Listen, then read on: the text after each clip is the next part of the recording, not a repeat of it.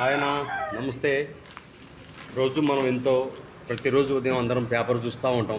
పేపర్లో ప్రతిరోజు ఏమొస్తుంది, ఈ రాజకీయ నాయకులు అట్లా, ఆ రాజకీయ నాయకులు ఇట్లా, ఇక్కడ ఉపాధి పనులు చేశారు, అక్కడ మటర్లు చేశారు, ఇక్కడ దొంగతనాలు జరిగినాయి, ఈ రోడ్లు అలా ఉన్నాయి, ఈ రోడ్లు అలా ఉన్నాయి అని చెప్పని లోకల్లో ఉన్న ఆ వార్తల గురించి వస్తాయి, నా రోడ్లో ఉన్న వార్తల గురించి వస్తాయి. కానీ మన భారతదేశ భవిష్యత్తు ఏంటి, మన భారతదేశంలో ఏం జరుగుతుంది, మతాలు కానీ, కులాలు కానీ, రాజకీయం కానీ, ఆర్థికంగా కానీ ఏం జరుగుతుందన్నది ఈ పేజీలో ఉంటుందన్న. ప్రతి ఒక్కళ్ళు ఈ పేజీలో కంసోమా జ్యోతిర్గమయ ఆంధ్రజ్యోతి పేపర్లో వస్తుంది ఈ పేజీ చూడండి. ఈరోజు పేపర్లో వెలుగుబాటలో వైరుధ్యాల భారతం చూడండి. ప్రజాస్వామ్య హృదయం మన